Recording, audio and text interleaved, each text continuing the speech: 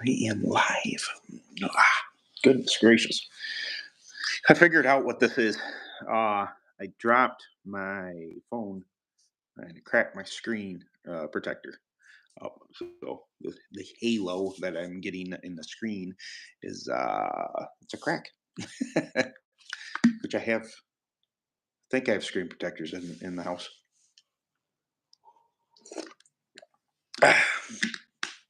Hello, everyone. Two of you so far. Oh my goodness, it's getting a bit cold out here to be doing this out in the barn. I might have to get myself into the house sooner or later here. I'm going to try and continue videos out here until I can't do it anymore. I just feel more free in the barn for doing the weekly videos, and honestly, doing this, it's uh, you have to be live, to be to do this. You have to let some of your inhibitions go.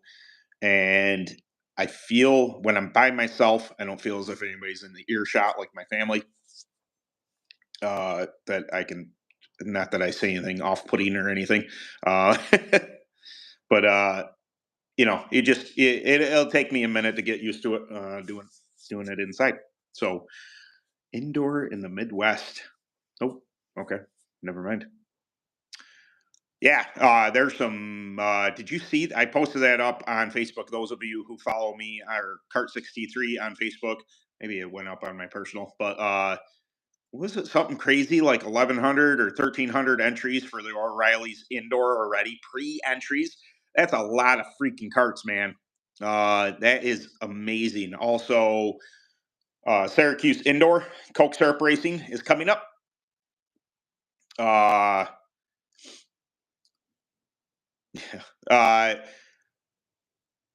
Yeah, that's coming up. What is it? Is it always the first week in December? I always think that I want to go race that, and then I decide against it. Even though the clone stuff might not be that bad, or not that bad. The track is a lot bigger than it once was. It used to be like a serious, like just a circle, and that thing kicked my butt a couple times. And but yeah, uh, welcome to the live chat. Anyway, yeah. So those O'Reilly indoors, yeah, it's starting to chill down. So I'm gonna start to see the winter stuff pop up here pretty quick. We go into hibernation here in New York. It's about to get cold and miserable. Matter of fact, I'm looking over there. I gotta get my snowblower out here pretty soon, just in preparation. But I gotta break down a bunch of cart stuff. I ran the Open this past weekend and got my butt properly kicked. Engine again. I put a piston in that thing, and that had me worried at the beginning of the season. I ran it one time. It ran fine the first time. Went through the carbs and everything, checked everything over. Engine was the least of my concerns. Handling was an issue, but handling was an issue because of how rough the track was. Now, I don't. In those videos, I wanted to make it abundantly clear that yes, the track was rough at Blanket Hill Speedway in PA. There, a very historic type track, and it would make for a great kart track, or at least put on a great kart show if the track was prepared for karts. But we were a sideshow. We were an exhibition. The UAS, the Northeast Grand National, or the Northeast Regionals. We were a sideshow, so they just prepped the track for the micros, and obviously they have suspension. They can handle the surface being a bit rough, and it was tough. And no excuses.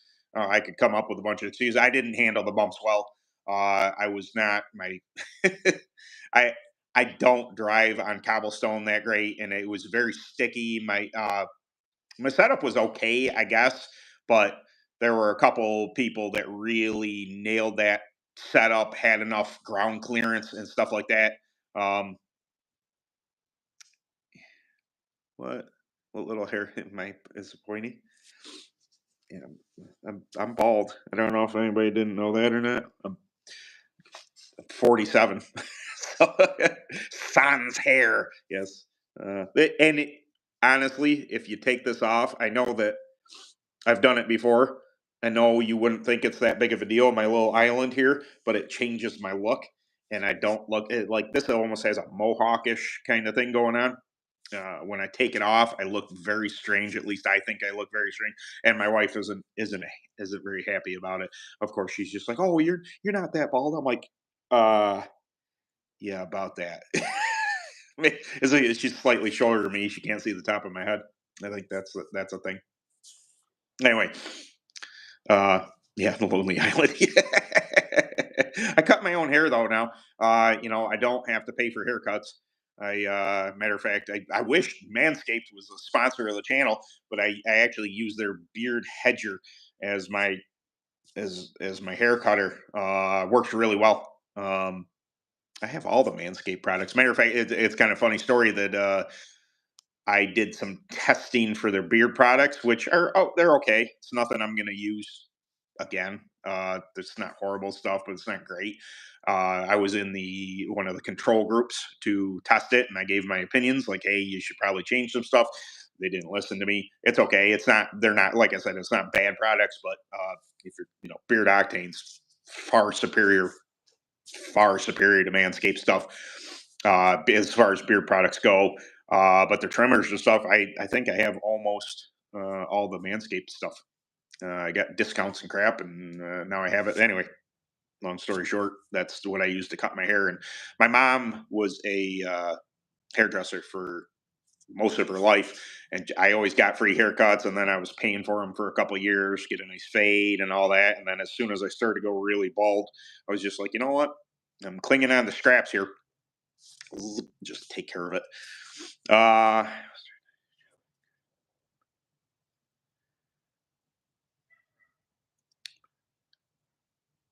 awesome. That's great to hear, B man.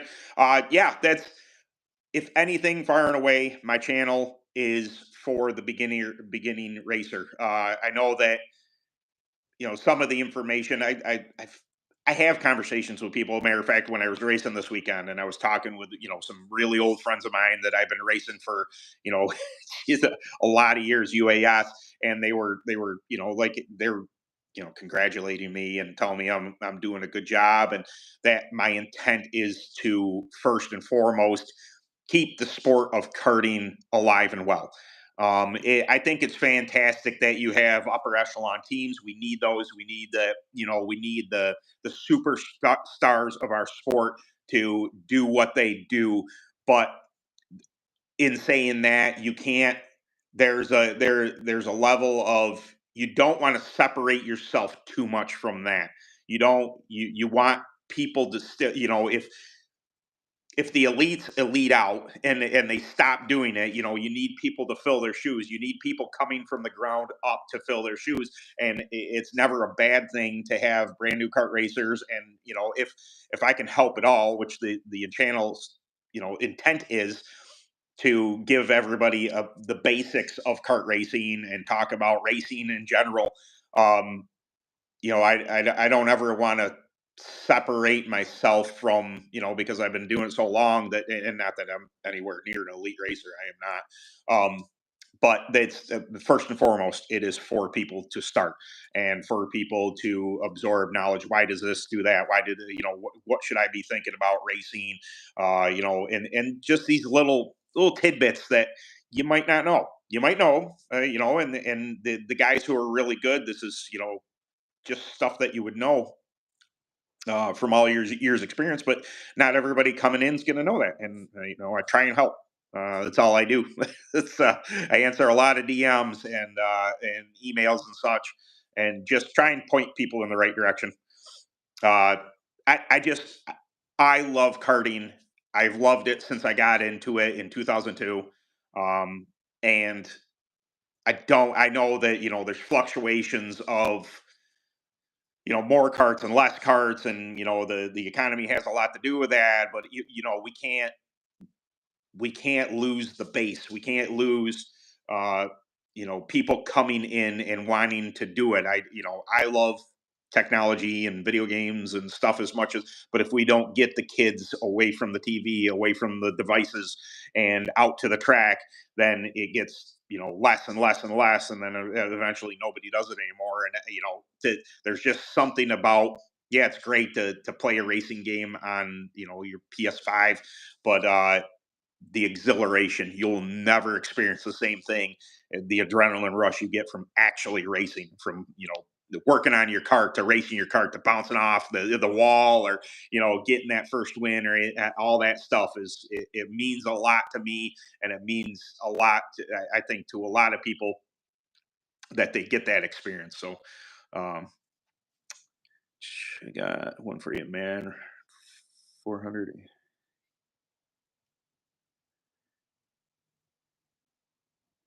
gear.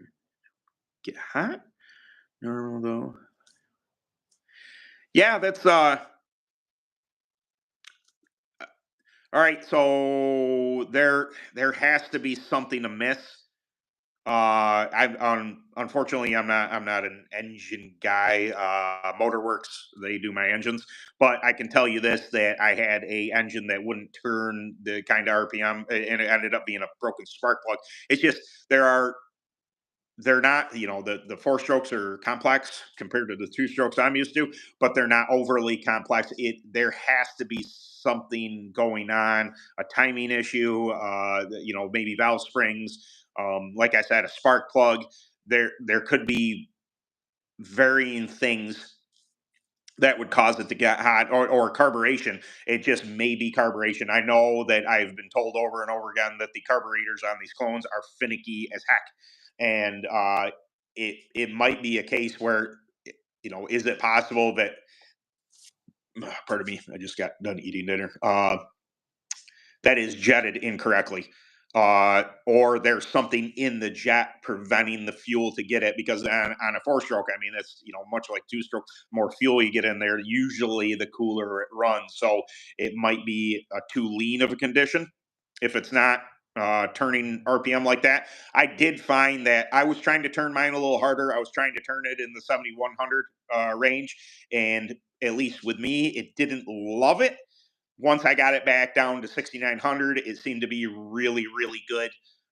Maybe it doesn't jump off the corner as well, but I also don't feel as if it's running out, at the end of the straightaway or anything like that. So uh, I would ask somebody that is an engine builder, what they think about it. Unfortunately, I don't want to point you in the right direction or wrong direction, and tell you something. But I'd be looking at that. I'd be looking at spark plug. I'd be cleaning up the carburetor, seeing if it's something's plugged up, something's not right.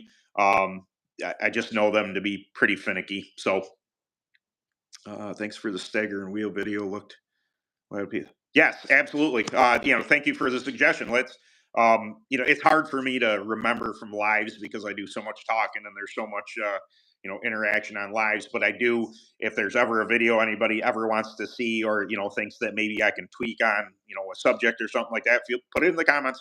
And when I see, good ones that really kind of go, ooh, that is a good one, like yours, I thought, I haven't done one like that. That's fantastic. That will give people a basic premise of where to go, what they're looking for, because that is a question that I get fairly often. Like, what size rims am I running? And it's just like, oh, yeah, I guess people would need to know that, because typically when you call a cart shop, they just kind of already know. But say if you're ordering something off of eBay or Amazon or something like that, you would need to know the rim widths in order to get a proper stagger. But yeah, all right. So the biggest frustration. Yeah, uh, yeah. It's and not to go off on a tangent, but the disrespect on track also correlates with the disrespect in life. Here, I will go on a little rant. I live 4 blocks from work, and I drive down. three blocks, and then I make a right, and then there was somebody backing out, and they were taking their sweet time. Okay, it is what it is. It's just after lunchtime, no big deal. They take their sweet time, they get going. I see they're turning down the road that I normally take. I'm like, I'm not going down there because if they're taking their sweet time, I'm just going to go to the next stop sign. I'm going to make a left and then go that way to work. Well, the person that was right in front of me, they just ran the stop sign. I'm like, well, there's that. Occasionally people do that. Make a left. Well, as you come across our main street, there's a Y that comes at us, and there's a stop sign right there. So as I'm jumping across Main Street, doing, no problem.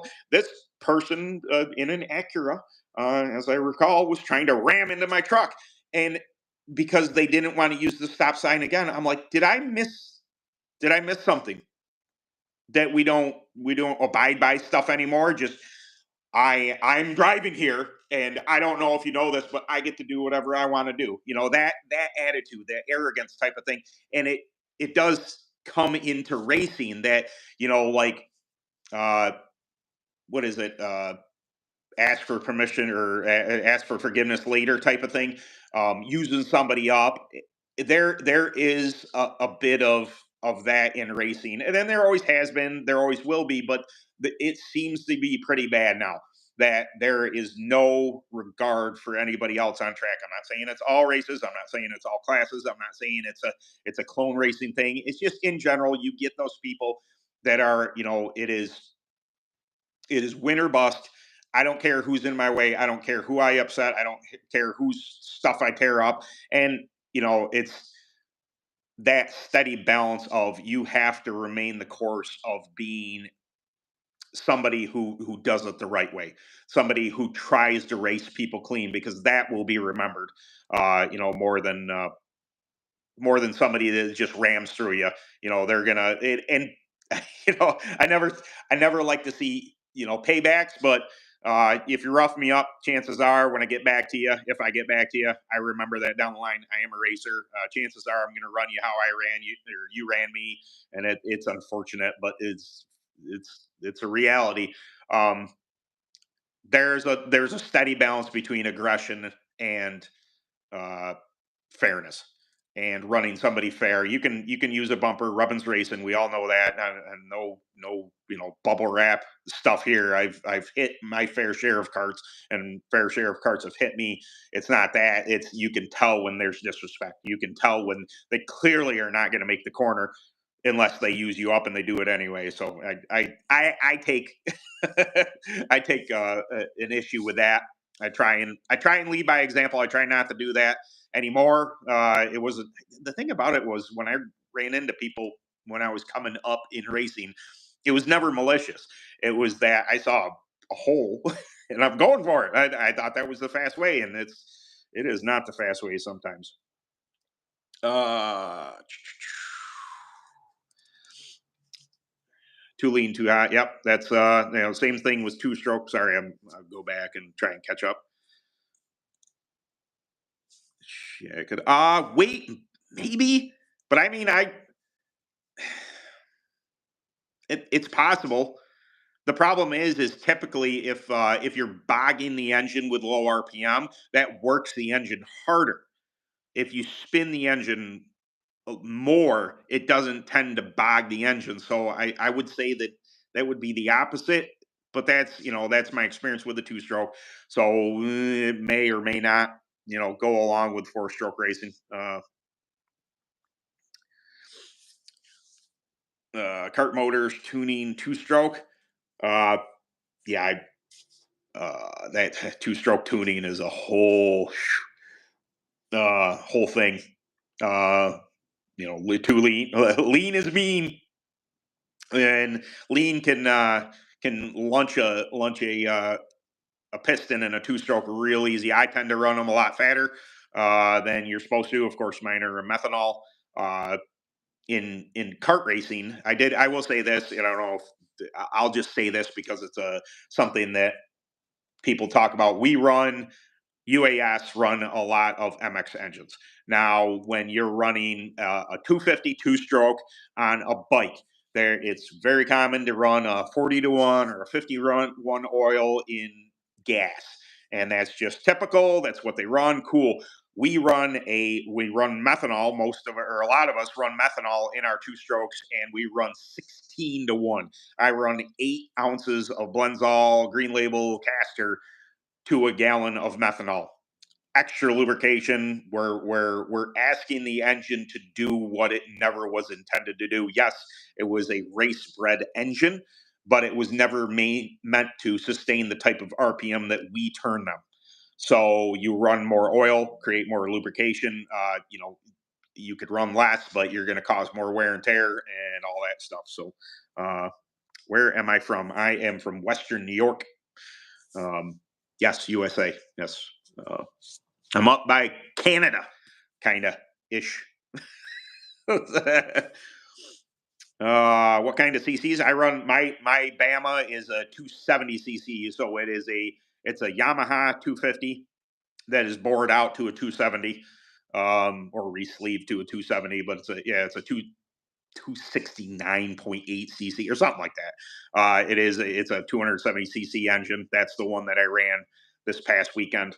Lots of power, great, but on that type of track, it was difficult for me to get a hold of anything. Website recommendation for racing seats for a 6-year-old. A lot of places have a good. I would say JC Specialties website. I don't know how well there's a point of contention with me that some places JC Specialties is one of my favorite places to get stuff. They're closest to me. They also have a huge warehouse. They're super friendly and super helpful. But their website is kind of poo poo. There's always Chavis Racing. I always want to say Chavis, but that's incorrect for the enunciation. Chavis Racing.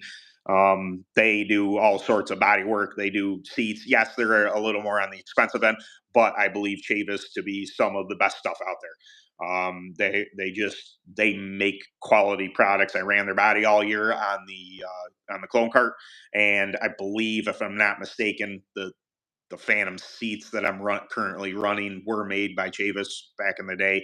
But I know they offer everything. But if you're looking for just general seating, um, I would, JC Specialties, you can call them, and they do have a catalog. So maybe that would be worth your while. JC Specialties out of Pennsylvania. Give them a call. At least they used to have catalogs, and then just you flip through, find parts that you need, and order, over the phone type of thing. But their website is it's. I wish it was better. I'll just say that. I don't. I'm not that good at technology either, so I guess I'll mind my p's and q's when I speak to that. But I wish it was better. I cannot read that because I do not speak that language. You get 2 bumps on the slide, but I won't wreck it. Yes, that's just it. I don't. The probably the biggest thing, I don't like being slammed into in the center of the corner. That's probably my biggest deal. You can get on my bumper, you can make me tight. That's how you make people that. And that's if you are a truly good racer, you're able to nestle against somebody and just either loosen them up without wrecking them or make them tight.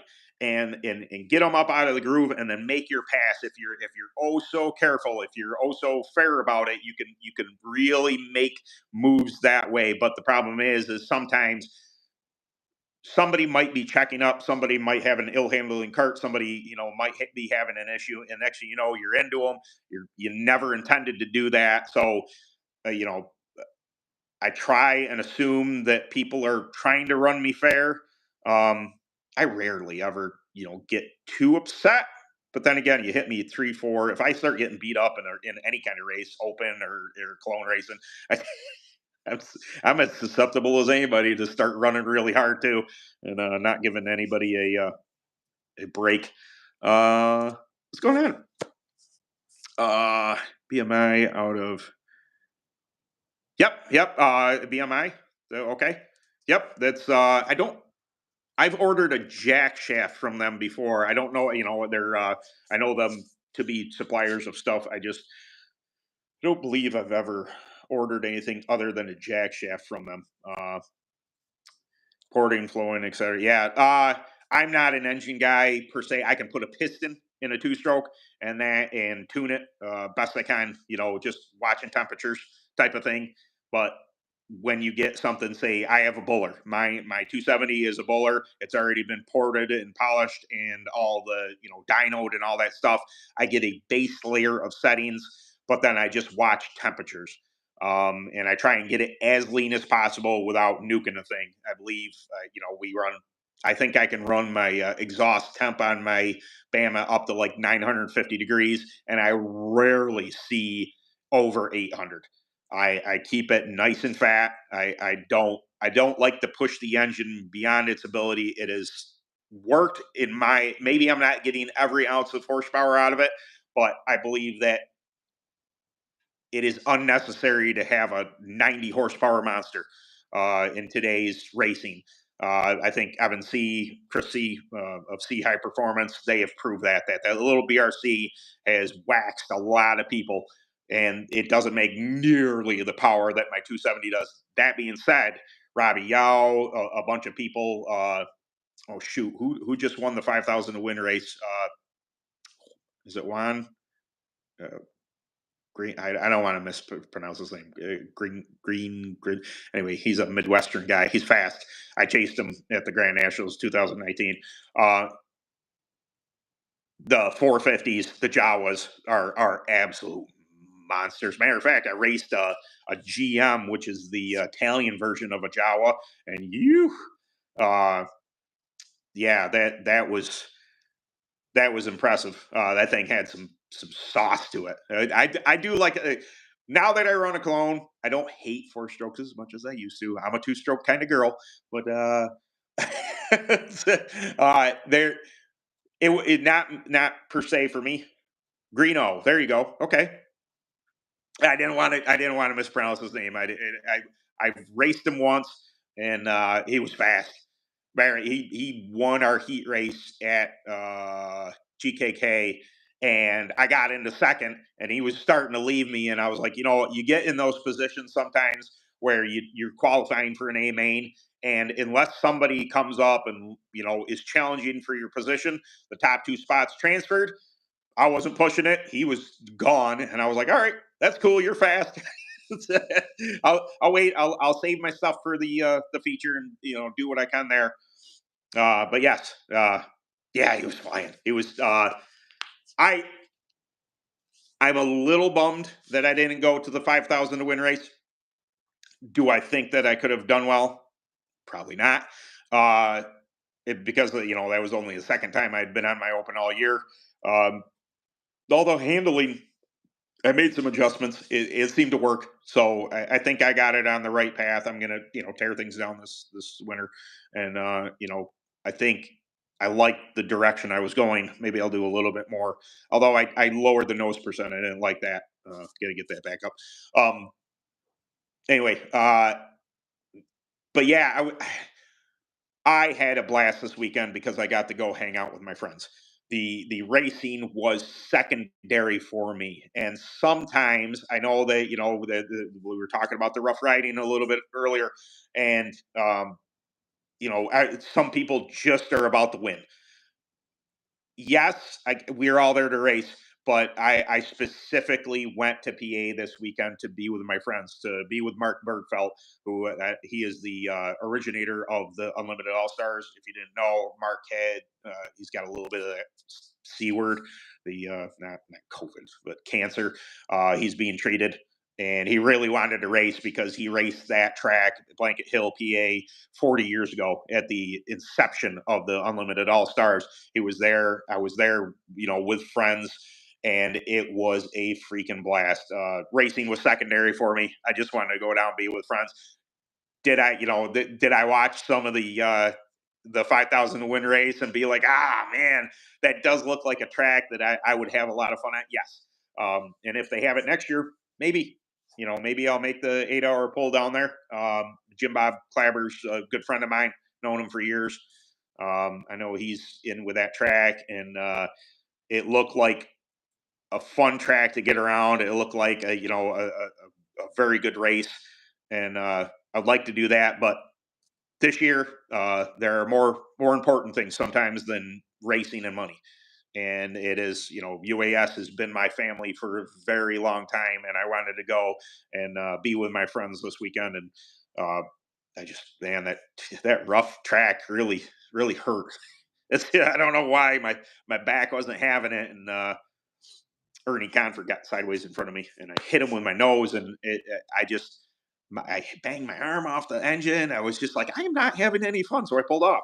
And I kind of wish I had stayed out there, maybe a little bit, but after further inspection, my nose was shoved right back into the right front wheel. So I went into the next turn. It didn't turn nearly as good, and I'm like, oh, that's weird. And I kind of saved face for a couple laps there, but then pulled off, and that was why, because the right front was getting into the nose. And I'll use that as my excuse, not because I was being a wuss and couldn't deal with bumps.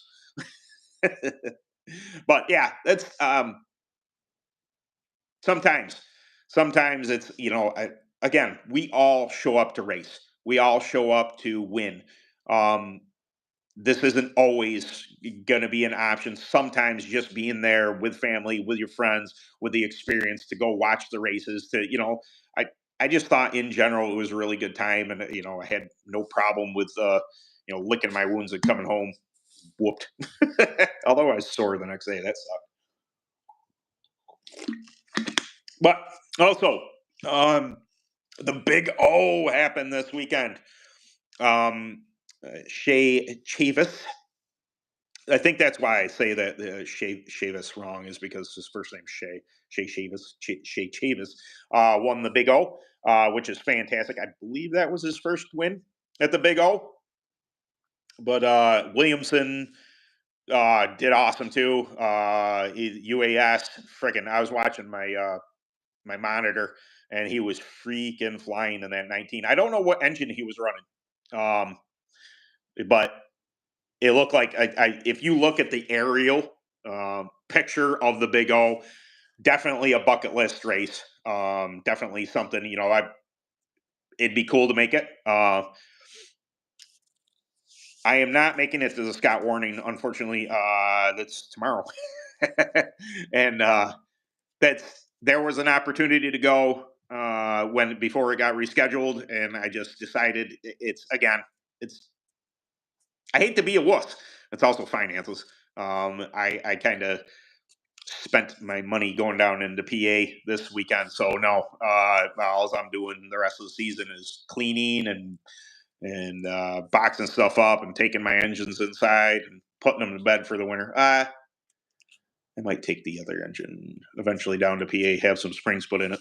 Has a lot of races on the clone, but the two stroke's going to get pulled off, everything clean, stripped down, uh, and gone through. Make a list for next year. But yeah, nice.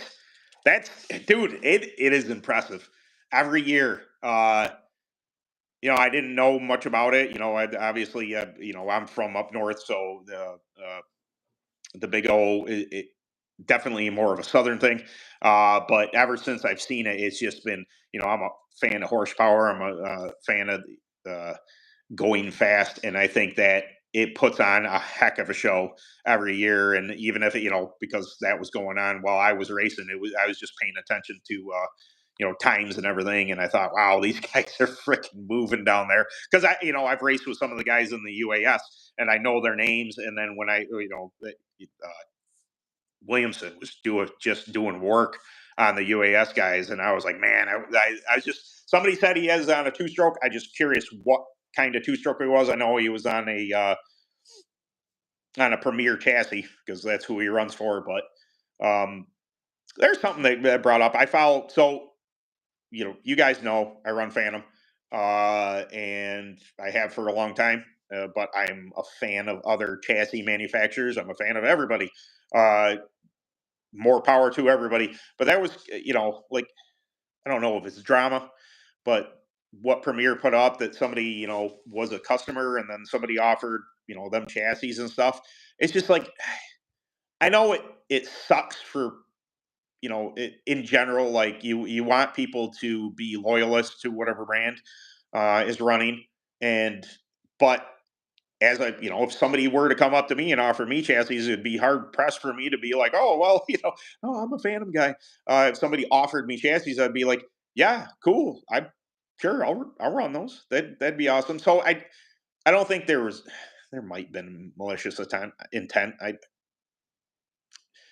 I don't know. I said I put my thing on Premier's post there that I just kind of my thoughts. Not that anybody really cares what I say, but just some people were, just like, how dare you? How could you do that? How could you turn your back on Premier? It's you got to think from the manufacturer standpoint. If they approached a team and are willing to give them chassis, they are looking to benefit by their chassis looking better by the sponsoring that team or giving them chassis and putting their stuff up front. That I'm assuming that's what's going on there, and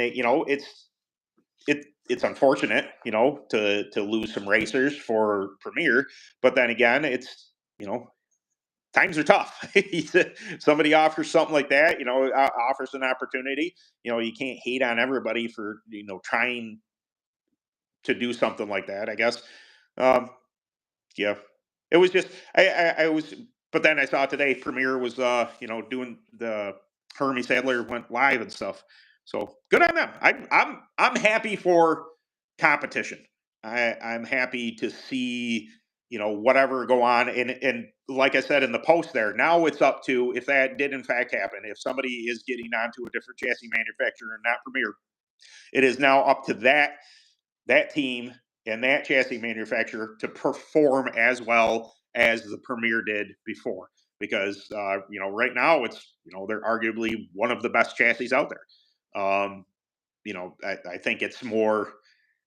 I think performance is more team oriented than actually what you're riding. But that doesn't also if you got a chassis that works really well, it makes that team even better. So you know, there's that. You guys are not chatting very much, so you're making me ramble on about stuff. It's just something I thought was interesting. I here's the other thing. The the internet wins every single time.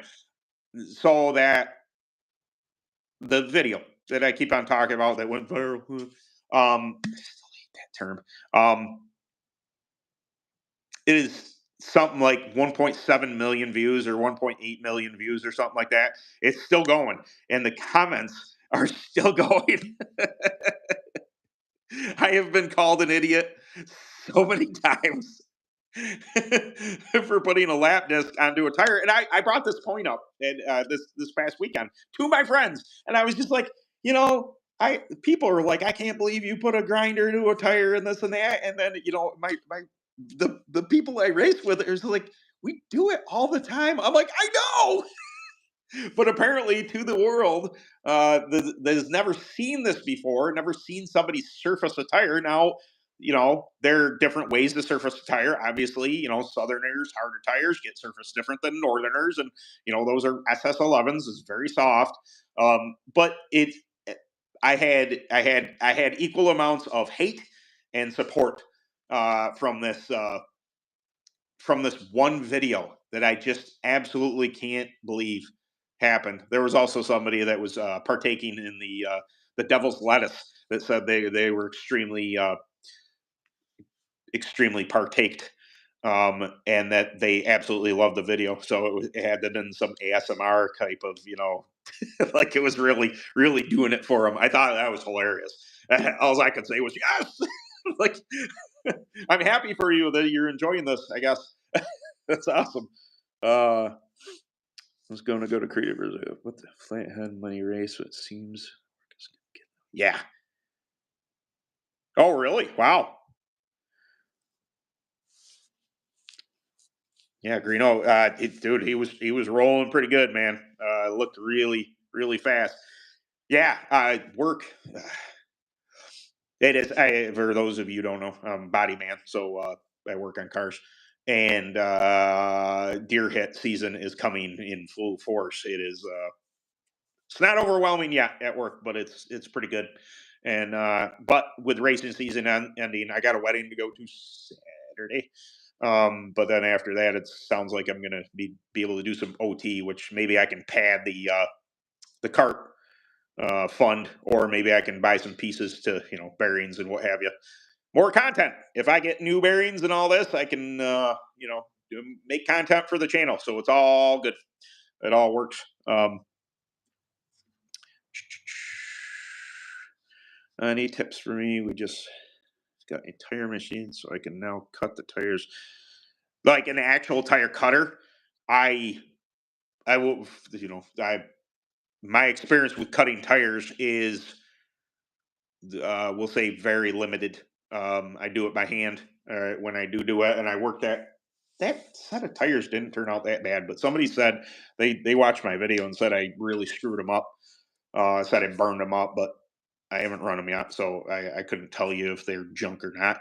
But lubrication and patience. I'll say that. As far as the hand stuff goes, if you actually got a tire cutter, or even if you're doing it by hand, just uh, yes, Windex, Track Tack Blue Tire Wash, something along those lines. I'm not sure if, what is that stuff called? Oh, Simple Green. I'm not sure if that's I think Simple Green gets used. Sometimes you need a lubricant. You need something to keep it cooler, so you're not burning up, and also the grab gets serious, because I've run the blade over the tire with no lubrication, and it really grabs, and it really can take big chunks of the tire out. So you got to be very careful if you're brand new to it, which I'm no professional at cutting tires yet. I'm going to experiment a little more, coming in the next season. Also, there are people that are going to recommend, and probably as you should, if you're cutting dot to dot in the center of the tire, measure in the dots, get a tire depth gauge, and then make your cut, and then watch. Somebody else is going to have to instruct whether what type of tire depth works good for whatever track. I don't know a whole bunch of that information because I don't usually run cut tires, but the yeah getting a if a burst is coming in at 90 thousandths and you cut it down to a 30 thousandths, that's obviously going to make a big deal. But once you run that set of tires, and maybe they run great on a certain type of surface, a harder, drier type of surface, I would guess, that you'll know that, hey, if I need to cut that set of tires, another set of tires like that, you have a reference point of go to 30 thousandths or whatever it is.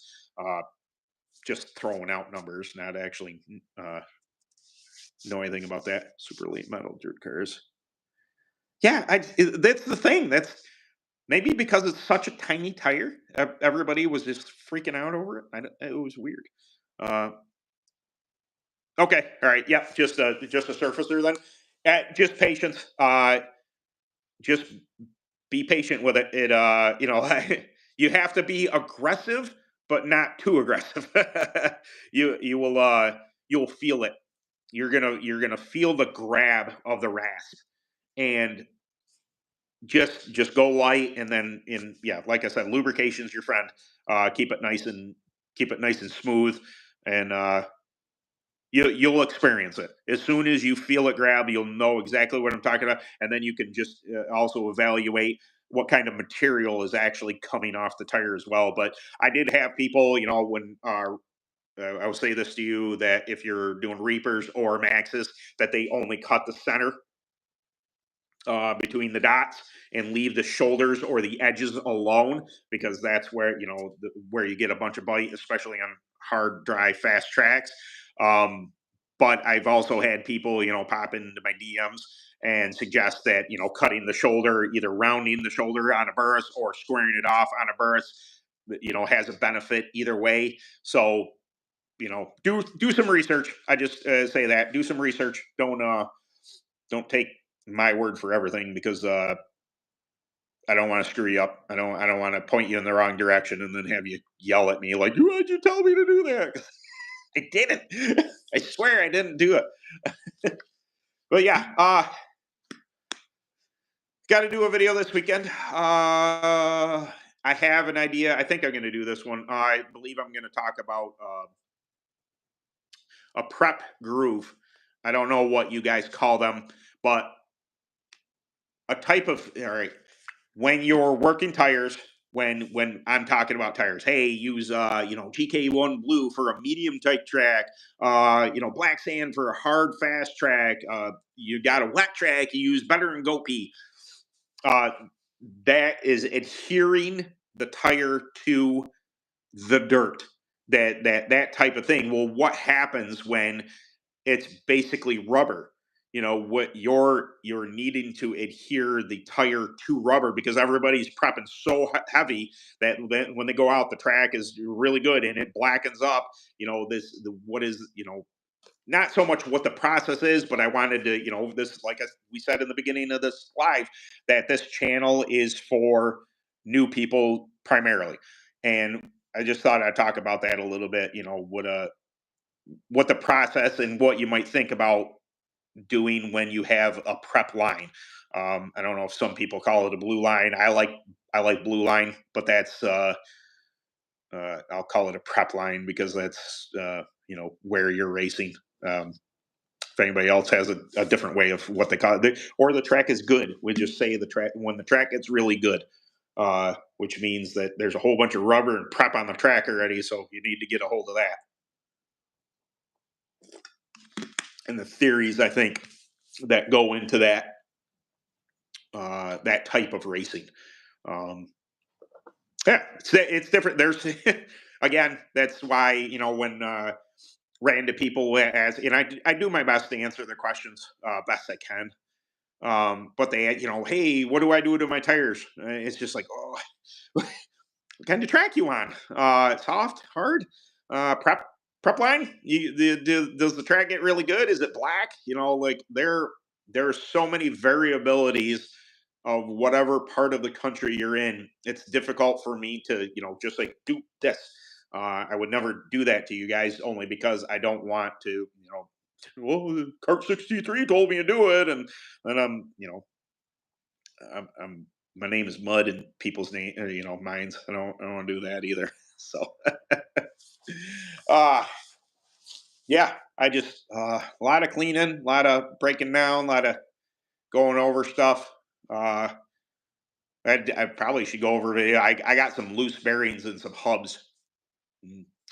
I noticed they are definitely worn out. So, I'll probably get some footage of me shaking those to show, some people what bearings going bad in hubs looks like. And then, but I don't think I'll do that until I get new bearings to replace those, and then do a video, at least what they look like replacing bearings on a Phantom. I can do that.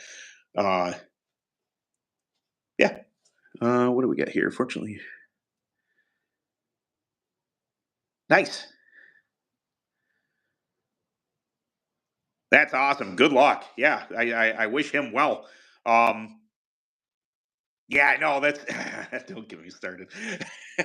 So I have been nudging my wife. And my son's in college, so it's no time soon. It'll be a couple of years at least before something can happen, unless something drastic happened.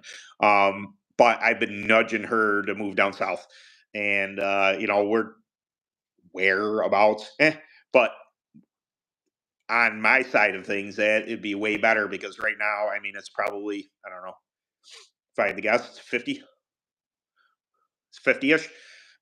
It got down. There was frost on my windshield this morning when I got up. I got to start, firing up the truck a little earlier so I can get out to a nice toasty truck. But it sucks. Winter sucks. I am not a fan of snow. I don't like it. I don't particularly like the taxes that go on in New York. Is what it is. Other people have it. I'm sure worse than me. So I'm not gonna whine and complain. But also, I got to deal with high taxes and snow. It really sucks.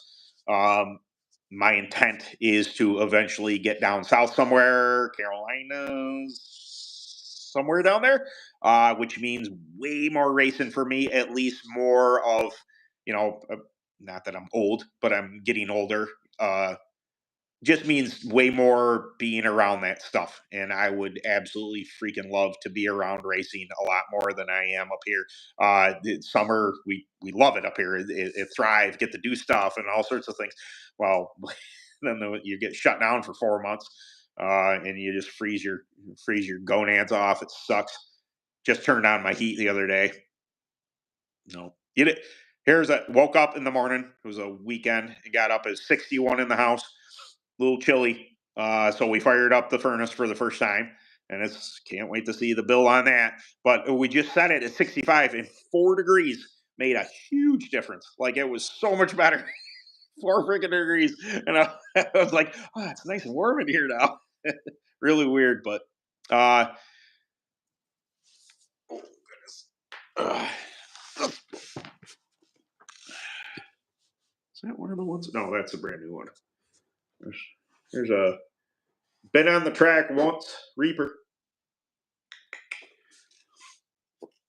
I got him holding down a carpet, trying to flatten out a carpet. I gotta maybe some changes before next year. I'd like to get a different carpet. This one's nasty. I've had it for years. I always think I want to do like a cool looking studio type of thing, but uh, just me in the barn type of thing. You guys, I can't answer questions or give me ideas. Uh, we got what, 15 minutes ish left. Yeah. Oh, here's something. So in PA, I know that trash can go a couple ways. Um, I was I I didn't think it was a bad idea. I just didn't know what they had done to the tires. So I go over to are they called champion carts? I'm drawing a blank. I feel bad.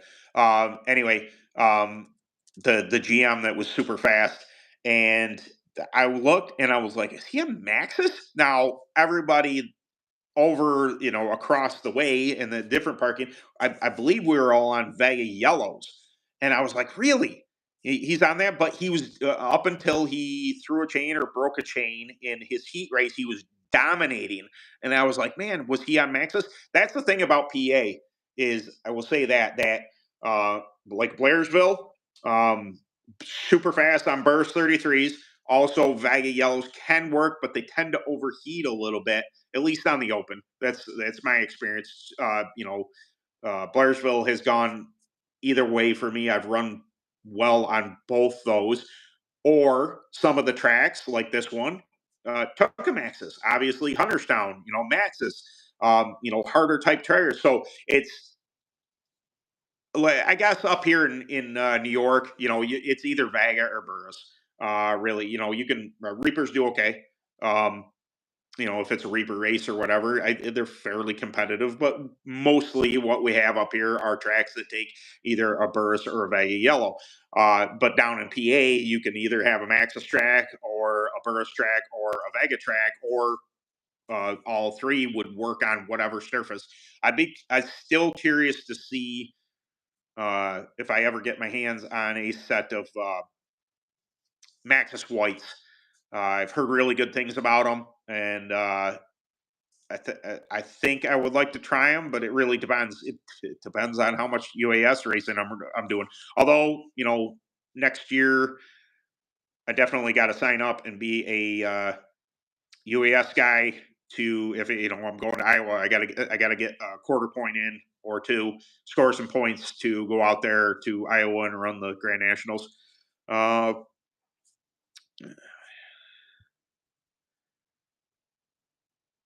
yes, ultrasonic cleaner for carburetors. Absolutely, I hear that too. Substance inside the ultrasonic cleaner. Uh, did somebody say pine sol? I thought that was weird. I could be wrong with that, but I would assume some kind of degreaser. I'd be running something probably in the I don't know, maybe simple green or something like that. Simple green and water or something along those lines. Maybe an orange citrus type of thing to break up some of the oils and this and that. But I'm not sure you're going to want to run a solvent I think that'd probably be a bad idea in an ultrasonic cleaner. But my intent is to get an ultrasonic cleaner for the clone carburetors, absolutely. And they, say every race, every couple of races, take them off, put them in there, makes them brand new, cleans, breaks up any gunk type of stuff. Uh, what people like to put in there as far as a solution. I would have to do some research or get at my engine builder and ask him again. But I could have swore he said pine sol or something like that. It was really weird. I was just like, really? But I okay. Yes, they're right. And hello, hi from St. Petersburg. Cool, good to see you in here. uh, but yeah, my intent is to do that. That's kind of why I did the video on purging your clone, because not only did the Marvel Mystery Oil is just fantastic for anything top end lubrication, blah blah blah. But cleaning the carburetors on these things is definitely a thing. I've seen it. I've seen carburetors go bad. I've seen them be plugged up. There's just little orifices in there that can take on dirt. They can, just get some bad gas. Obviously, we run ethanol gas in 89 octane or 87 octane, whatever it is. It's got ethanol in it and causes things to go sideways in a clone. So, getting those cleaned out, getting those, it's good. The one downside I will say to the purging video that maybe I didn't enlighten on people is you have to be careful of your spark plug, because you are running oil through the engine. It can foul a plug, so you got to be careful of that. That's another thing I got to get. I'm gonna have to get some spark plugs for the clone by next year, just so I got spares. But yes, absolutely. Ultrasonic cleaner, definitely. My intent is to get one. I was just being super cheap this year because my budget was already spent on stuff. I did not have the ability to purchase one, but it is something. Maybe I'll ask for. Maybe I'll ask Santa for Christmas for one. See if Santa elves can make me an ultrasonic cleaner. That's a good question. Biggest thing would be to me. This is the first year with the clone engine for me, so if you wanted to purge it, you could purge it. Like I said, just a little Marlboro Mister Oil in gas. It doesn't have to be a ton. Just an ounce, just to get that oil in there and lubricate things. It's never a bad thing. People also have said that they WD 40. Put run them on WD 40. You can do that. I don't have a ton of experience with that, so I don't want to suggest something I haven't done. But I would say in general, um, drain the oil, stuff like that. I guess you could leave it with oil in it over the way. Fresh oil, if you're going to change the oil and leave oil in it, cool. But more so, you're going to want to take drain the bowl on the carburetor, make sure that, whatever gas is out of it best you can for storage. And then I don't know that temperature is really going to make a big difference. I would preferably bring mine inside where it's temperature controlled. That's my intent. I'm going to pull all three engines, my two stroke and these two clones, and they're going inside just to spend the winter with me inside. And but I don't think there's probably with the clones there's that big of a deal. Maybe the ethanol in the engine if there's any kind of water in there, but I mean I don't think so. I think cold's not really going to affect them. I just prefer to bring them inside so I know where they're at and I know they're safe. Put them under a blanket or something. But I wouldn't leave them in the trailer. Maybe that. I mean, I'll suggest that. Just I'm not going to leave mine out in the barn. I just take them inside. It's just better to know where they're at. Uh, hello, hello from New York, South Carolina. Uh, seasons for storage, but yeah, I'd just make sure everything's drained out. If you want to purge them down, it's not going to hurt anything if you do. If you don't, Hmm. Thing found is helps us heat. And you just use water with a little Donzo. Oh, okay, there you go. A little warm water in the ultrasonic cleaner. Great idea. Yep. Any heat, breaks stuff up. It's a little bit of the bummer, especially I've been racing the two stroke forever. when you go to pressure wash or anything. Yes, you can get it pretty clean, but boy, it would be nice to have a nice heated, stream of water. That'd be great. Check out dropping the hammer racing. Okay, I will. Can I screenshot on this? Hey, there. Screenshot. Oh, that's a heck of a face. Sometimes I catch myself. I really, uh, I have I won't say a potty mouth, but I swear a bit. And I try and grandma it up when I'm doing lives or when I'm doing videos because I know children are present. So I try not to be that guy. But if you see me at the track and all of a sudden I drop the F bomb a couple hundred times, this is the way. Especially if I'm racing, I'm pretty serious about stuff. But yes, I screenshot that. I will dropping the hammer racing. Funny story. I was really, really good at this track around. They're like 45 minutes from us. They don't run carts anymore, but called Lime Rock, and I dominated for a lot of races in UAS there. And my buddy Bobby Baldwin was, I don't know, he's texting me or something like that, and he says, "I'm coming for you." And I had thrown a hammer down on the ground, and I took a picture of it and I sent it to him. I said, "I'm dropping the hammer this weekend," and I got my butt kicked. He was ready for me. He showed up and really whooped me pretty good. And he's like, "Oh, you're gonna drop the hammer, huh?" And that's forever. Anytime I hear "drop the hammer," I remember that situation where, uh, anytime I've gotten arrogant about my abilities, it's usually got thrown right back in my face. So it'll make me. If that happens too many times, it makes you humble. It makes you not run your mouth. It makes you not, say that you just go out and proof what you're gonna do. You don't run your mouth about it. It's great if you run your mouth and you can back it up, but oftentimes whenever I run my mouth about something like that, whenever I'm getting a little too full of myself and my abilities, it usually gets thrown back in my face. And try not to do that anymore. It's really embarrassing.